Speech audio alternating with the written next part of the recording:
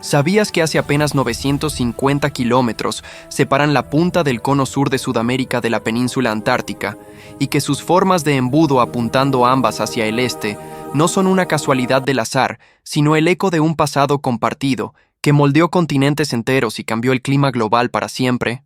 Imagina por un momento, si pudieras retroceder 180 millones de años, verías a Sudamérica y la Antártida unidas como hermanas inseparables en el vasto supercontinente de Gondwana, sin océanos entre ellas, con ríos fluyendo de uno a otro y criaturas ancestrales caminando libremente por puentes terrestres ahora sumergidos. ¿Por qué hoy parecen piezas de un rompecabezas roto que encajan a la perfección? ¿Es solo geología? ¿O hay un secreto tectónico que explica por qué sus costas montañosas, sus plataformas continentales amplias y sus perfiles peninsulares se miran como reflejos distorsionados por el tiempo? Quédate conmigo, porque hoy vamos a desentrañar esta historia épica, paso a paso, y te prometo que al final verás el mapa del mundo con ojos nuevos. Piensa en esto. El 70% de la biodiversidad marina actual en el hemisferio sur depende de las corrientes que surgieron precisamente por esta separación, corrientes que aislaron la Antártida y la convirtieron en un desierto helado. ¿Estás listo para viajar millones de años atrás y descubrir cómo un movimiento lento pero inexorable de placas tectónicas esculpió estas formas idénticas? Vamos a ello, porque entender esto no solo resuelve un misterio geográfico, sino que te hace testigo de cómo la Tierra se reinventa a sí misma. Si esta revelación sobre el pasado unido de Sudamérica y la Antártida te está haciendo cuestionar todo lo que creías saber sobre nuestro planeta, demuestra que estás comprometido con desentrañar los secretos geológicos que moldean nuestro mundo, o de lo contrario, dejarás claro que prefieres el velo del desconocimiento sobre estas conexiones ancestrales. ¿Cuántos seremos los que elegimos la verdad tectónica sobre la indiferencia continental? Suscríbete ahora, activa la campanita y únete a esta exploración profunda. Es el primer paso para no perderte ni un detalle de cómo la Tierra nos cuenta su historia. Empecemos por el principio, o mejor dicho, por el gran rompecabezas que fue Gondwana. Imagina un supercontinente masivo, un coloso terrestre que dominaba el hemisferio sur hace unos 600 millones de años, al final del período proterozoico. Gondwana no era un bloque monolítico. Era una amalgama de cratones antiguos, esos núcleos estables de corteza continental que forman el esqueleto de los continentes modernos. Al centro, la Antártida actuaba como el corazón pulsante, conectada al este con Australia, India y Madagascar, y al oeste con África y Sudamérica. Sí, Sudamérica entera, desde el Amazonas hasta la Patagonia, estaba soldada a la Antártida por una franja continua de tierra que hoy conocemos como el Puente de Escocia. Un vestigio sumergido bajo las aguas turbulentas del mar de Drake. Puedes visualizarlo. En esa era, no había Océano Atlántico Sur, ni Pacífico Meridional como los conocemos. En su lugar, un vasto interior continental donde ríos como el Paraná fluían hacia lagos compartidos con lo que sería la península antártica. Las evidencias fósiles lo confirman. Plantas como Glossopteris con sus hojas lanceoladas y venas paralelas se encuentran idénticas en depósitos del Pérmico hace 280 millones de años, tanto en la cuenca de Karoo en Sudáfrica como en las formaciones Scar Ridge de la Antártida y en las secuencias de la Patagonia argentina. Estas no son coincidencias, son huellas de un ecosistema unificado, donde el 90% de las especies vegetales compartían ancestros comunes, probando que Gondwana era un paraíso biológico antes de su fractura. Pero, ¿qué impulsó esta unión inicial? Fue la orogenia del pan africano, un colosal choque tectónico entre hace 800 y 530 millones de años, cuando el cratón de Kalahari en África colisionó con el escudo de América del Sur y el bloque antártico oriental. Este evento creó cinturones montañosos que se extienden hoy desde los Andes patagónicos hasta los transantárticos, una cadena de 3.500 kilómetros que mide unos 4 kilómetros de altura en sus picos más elevados. Piensa en la escala. La energía liberada en estas colisiones equivaldría a miles de bombas nucleares, comprimiendo rocas hasta formar gneisses y granitoides que datan del Cámbrico, hace 500 millones de años, y que se encuentran en idénticas composiciones en Tierra del Fuego y en el Nunatak Bertrand de la Antártida Occidental.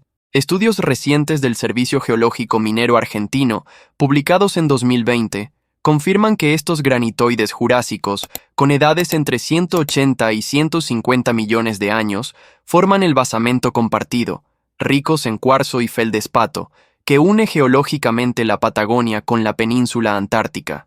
Interesante, ¿verdad? Ahora imagina caminar por ese paisaje.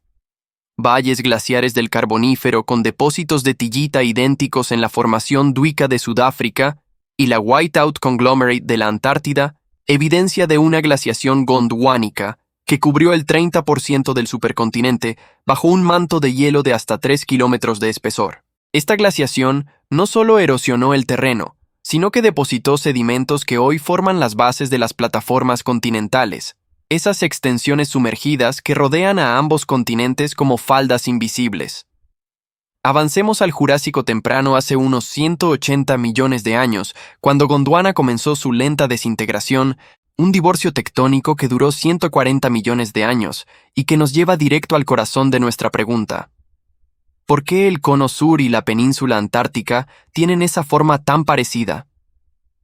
Todo inicia con la ruptura inicial entre el Gondwana occidental, África y Sudamérica, y el oriental, Antártida, India, Australia. La provincia ígnea de Karoo-Ferrar, una erupción masiva de basaltos que cubrió 3 millones de kilómetros cuadrados con lava de hasta 1 kilómetro de grosor, marcó el comienzo. Estas efusiones, datadas entre 200 y 170 millones de años atrás, debilitaron la litosfera bajo el sur de Gondwana, permitiendo que las dorsales oceánicas emergieran como cuchillos calientes cortando la corteza. En el sector sudamericano antártico, esta actividad creó la cuenca del Weddell, un rift que separó lentamente la península antártica de la Patagonia. Reconstrucciones paleogeográficas del British Antarctic Survey actualizadas en 2023, con datos de anomalías magnéticas marinas, muestran que hace 150 millones de años, la distancia entre Tierra del Fuego y la península era de 0.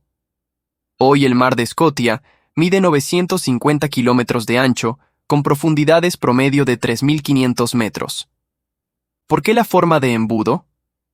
Porque la falla tectónica occidental de Gondwana, una gran cicatriz de 2.000 kilómetros de largo, actuaba como límite natural. Esta falla, conocida como la zona de falla de Magallanes-Fagnano, generó penínsulas elongadas al este, con costas montañosas empinadas debido a la compresión lateral.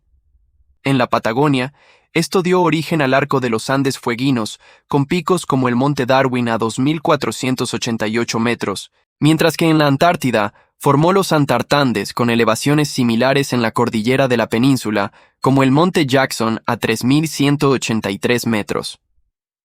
Ambas estructuras apuntan al este porque el rift se propagó en esa dirección, erosionando el margen occidental y dejando proyecciones afiladas hacia el naciente océano. Ahora, hablemos de las plataformas continentales, esas tierras sumergidas que rodean ambos extremos y que son clave para entender la conexión pasada.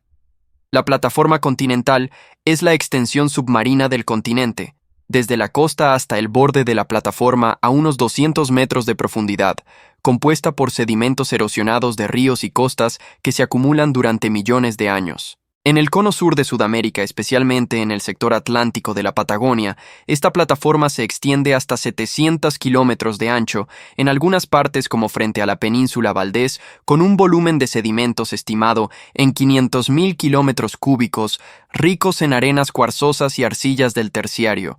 Estudios del Instituto Antártico Chileno de 2024, basados en perfiles sísmicos multicanal, revelan que esta amplitud se debe a la baja actividad tectónica post-gondwanica, permitiendo una acumulación pasiva. En contraste, en la península antártica, la plataforma mide unos 230 kilómetros de ancho promedio, pero con relieves altos del 69%, según datos del International Bathymetric Chart of the Southern Ocean, versión 2 de 2022, debido a la influencia glacial que ha esculpido troughs profundos como el de Bransfield, de hasta 1.500 metros. La similitud: ambas plataformas son reliquias de la conexión gondwanica. Hace 150 millones de años, una sola plataforma unificada se extendía entre ellas, con depósitos sedimentarios continuos de la formación Magallanes en Patagonia que se correlacionan con la secuencia de la Bahía Esperanza en la Antártida, ambas datadas en el Cretácico Superior hace 100 millones de años y compuestas por lutitas y areniscas con fósiles de amonites idénticos como Quinquena chilensis. Esta continuidad explica por qué solo en estas regiones, y no en el resto de Sudamérica, donde las plataformas son más estrechas, como los 50 kilómetros frente a Perú debido a la subducción activa, vemos extensiones tan amplias. Imagina, si colocamos las piezas de vuelta a esa plataforma sumergida, formaba un puente de 1000 kilómetros de ancho, permitiendo migraciones de mamíferos no derianos del Paleógeno, como los astrapoteres que cruzaron de la Antártida a la Patagonia hace 60 millones de años dejando huellas fósiles en la formación la meseta de Seymour Island y en Punta Delgada, Chile. Pero la verdadera estrella de esta historia es la placa de Scotia, esa placa tectónica oceánica diminuta, de solo unos 5 millones de kilómetros cuadrados, que actúa como el separador definitivo y explica con precisión quirúrgica por qué ambas formas apuntan al este. Formada entre 50 y 30 millones de años atrás, durante el Eoceno Medio, la placa de Scotia surgió del rift en el mar de Scotia, limitando al norte con la placa sudamericana y al sur con la antártica. Estudios cinemáticos actualizados en la revista Geophysical Journal International de 2023, usando vectores de deslizamiento de terremotos y anomalías magnéticas de la dorsal este de Scotia, muestran que esta placa se mueve hacia el este a 2 centímetros por año, empujando las masas continentales laterales y creando una cordillera submarina de 2.500 kilómetros de largo en el arco de Scotia. ¿Ves la conexión? Este movimiento lateral, dextral, ha empujado el cono sur y la península hacia el este, elongando sus perfiles en forma de embudo. Sin la placa de Escocia, la separación habría sido menor. Reconstrucciones paleomagnéticas del CONICET en 2024 indican que hace 50 millones de años la brecha era de solo 400-600 kilómetros con profundidades de 1000 metros en lugar de los 4800 metros actuales del mar de Drake. La placa no solo separó, transformó. Generó el arco volcánico de las Islas Sandwich del sur, con 12 volcanes activos como el Monte Belinda a 1370 metros, y la fosa de las Sandwich a 8.265 metros de profundidad, la segunda más profunda del mundo. Terremotos como el de magnitud 7.4 del 2 de mayo de 2025 al sur de Sudamérica registraron en el triple punto tectónico de Taitao, donde convergen las placas de Nazca Sudamericana y Antártica, liberaron energía equivalente a 15 megatones de TNT, confirmando la actividad continua. ¿Impactante? Este empuje tectónico también explica las costas montañosas extremas. En Patagonia, la compresión creó los fiordos de Chile como el de Última Esperanza de 1000 metros de profundidad, mientras que en la península antártica formó acantilados basálticos en la isla Decepción con columnas hexagonales similares a las Giant's Causeway, pero formadas hace 100.000 años por erupciones basálticas. Ambas regiones comparten una actividad sísmica del 20% superior al promedio global, con más de 500 temblores anuales de magnitud superior a 4,0, según catálogos del USGS de 2025. Profundicemos en las corrientes marítimas, ese factor dinámico que esculpió aún más estas formas similares. Aunque la Antártida parece un círculo redondeado en los mapas, su rodeo por los océanos Pacífico-Atlántico e Índico crea un remolino circumpolar, la corriente antártica circumpolar, que fluye a 200 millones de metros cúbicos por segundo, el doble del Amazonas, y que desde hace 34 millones de años aísla térmicamente el continente manteniendo temperaturas bajo cero. Esta corriente, impulsada por vientos del oeste 50% más fuertes que en latitudes medias, erosionó las plataformas continentales durante eones, ampliándolas del cono sur y la península hacia el este mediante abrasión costera. Datos satelitales de la NASA de 2024 muestran que la corrosión ha removido hasta 50 metros de sedimento en 10 millones de años, acentuando el perfil de embudo. En Sudamérica, esto explica la plataforma más ancha en el Atlántico Patagónico, de 700 kilómetros, versus los 100 kilómetros en el Pacífico debido a la subducción de Nazca. En la Antártida, la corriente ha profundizado troughs glaciares como el de George V, de 1.200 kilómetros de largo, similar a los canales patagónicos. ¿Y el impacto climático? La separación por la placa de Scotia abrió el pasaje de Drake hace 41 millones de años, permitiendo esta corriente y enfriando la Tierra en 5 grados Celsius globales, según modelos paleoclimáticos del Paleoceno-Eoceno del IPCC 2023. Sin ella, la Antártida sería un bosque templado como la Patagonia del Cretácico, con dinosaurios como Cryolophosaurus vagando por selvas de coníferas. Ahora, si esta conexión tectónica entre Sudamérica y la Antártida te está impactando como un terremoto de magnitud, 8 haz clic en suscribirte, es gratis y no tienes excusa para no unirte a los que desentrañamos cómo las placas moldean nuestro destino compartido. Tu apoyo mantiene estas historias vivas, ¿lo harás? Sigamos explorando las implicaciones biológicas, porque la geología no es solo rocas, es vida. Durante la conexión gondwanica, el puente entre Patagonia y península antártica permitió una gran dispersión faunística. En el Cretácico tardío, hace 70 millones de años, aves como las enantiornitinas volaban de la formación Allen en Río Negro, Argentina, a las secuencias de la isla James Ross en la Antártida, dejando huevos fósiles idénticos con cáscaras microscópicas. Mamíferos nativos sudamericanos, como los litopternos, parientes de caballos con hocicos largos, cruzaron hace 50 millones de años, sus restos en la formación la meseta de la Antártida, mostrando denticiones hipertróficas adaptadas a vegetación gondwanica. Estudios del Museo de la Plata de 2025, analizando ADN fósil, revelan que el 40% de las especies no derianas patagónicas tienen ancestros antárticos, probando un flujo bidireccional. La ruptura por la placa de Escocia cortó esto abruptamente. Hace 30 millones de años, el aislamiento llevó a la extinción del 60% de la megafauna antártica, mientras que en Sudamérica floreció la radiación adaptativa, dando origen a perezosos gigantes y toxodontes. Hoy, ecosistemas bentónicos en las plataformas continentales reflejan este legado.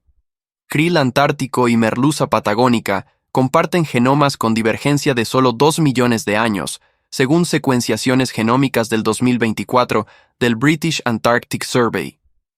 ¿Qué pasaría si el puente volviera?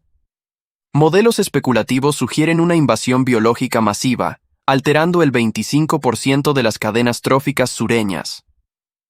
No olvidemos el rol de las glaciaciones, que han pulido estas formas similares. La última máxima glaciar, hace 20.000 años, extendió el hielo antártico sobre su plataforma de 230 kilómetros, erosionando U-shaped valleys, como el de Pine Island, de 400 kilómetros de largo, paralelos a los fiordos patagónicos, como el de Seno Otway. En Sudamérica, el campo de hielo patagónico norte y sur, con 13.000 kilómetros cuadrados, depositó tilaites idénticos a los de la Antártida, con clastos graníticos del Jurásico.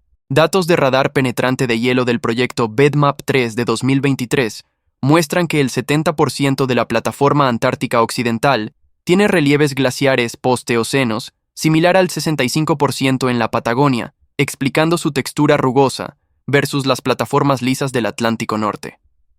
Esta erosión diferencial ha ampliado las plataformas hacia el este, acentuando el embudo.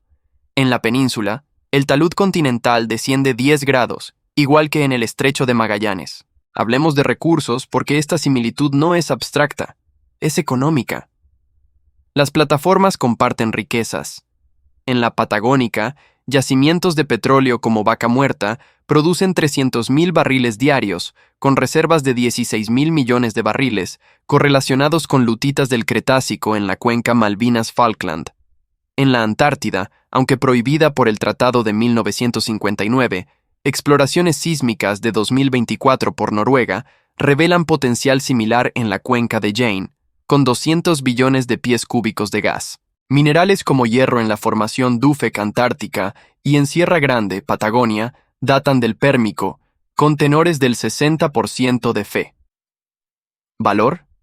El litio patagónico, segundo productor mundial con 40.000 toneladas anuales en 2025, tiene análogos en salares antárticos, aunque intocables. En términos de cambio climático actual, estas formas similares amplifican vulnerabilidades. La corriente circumpolar, fortalecida por el viento del oeste un 15% desde 1980, intruye agua cálida bajo plataformas, derritiendo hielo basal a tasas de 100 gigatoneladas por año en Pine Island, según Grace Fo 2025. En Patagonia, el calentamiento eleva el nivel del mar 3 milímetros anuales, inundando 10% de la plataforma baja. Modelos del IPCC 2023 predicen que para 2100, el 20% de la biodiversidad bentónica se perderá si las temperaturas suben 2 grados, afectando krill y merluza por igual. Reflexionemos. La placa de Nazca subduciendo bajo Sudamericana a 7 centímetros por año genera los Andes, pero en el sur interactúa con Escocia en el triple punto de Taitao, creando microplacas como Chiloé, detectada en 2024 por GPS, que modula sismos como el de Valdivia 9.5 de 1960. En la Antártida, la dorsal de Chile separa Nazca de Antártica, con spreading de 2 centímetros anuales. Actualizaciones de 2025. Un estudio en Nature Communications reabre el debate sobre la deriva sudamericana, proponiendo que flujos del manto inferior, a 1800-2800 kilómetros de profundidad, impulsan el movimiento oeste a 2,5 centímetros por año, no solo ridge push. Tomografías sísmicas muestran una placa fósil gondwanica subducida hace 180 millones de años, contaminando dorsales atlánticas. En biogeografía, el doble arca de Noé de la península antártica facilitó migraciones. Nouderianos a Sudamérica en el Campaniano, Metatherios a Australasia en el Eoceno, según filogenias calibradas de 2021 en Journal of South American Earth Sciences. Para cerrar esta odisea geológica, recuerda, la similitud entre el cono sur de Sudamérica y la península antártica es el testamento vivo de Gondwana, esculpido por rifts jurásicos, empujado por Scotia y pulido por corrientes y glaciares. Deja tu opinión en los comentarios. ¿Crees que sin esta separación, la Antártida sería habitable hoy? ¿O el cambio climático global sería aún peor? Si te gustó este viaje al corazón de la Tierra, haz clic ahora en el botón de suscribirse justo debajo del video si quieres descubrir más sobre lo que el futuro tectónico nos reserva como posibles rifts en el Pacífico Sur. Y no pares aquí. Haz clic ahora en el video que aparece en tu pantalla sobre el misterio de las dorsales submarinas para continuar explorando cómo la Tierra nunca deja de moverse.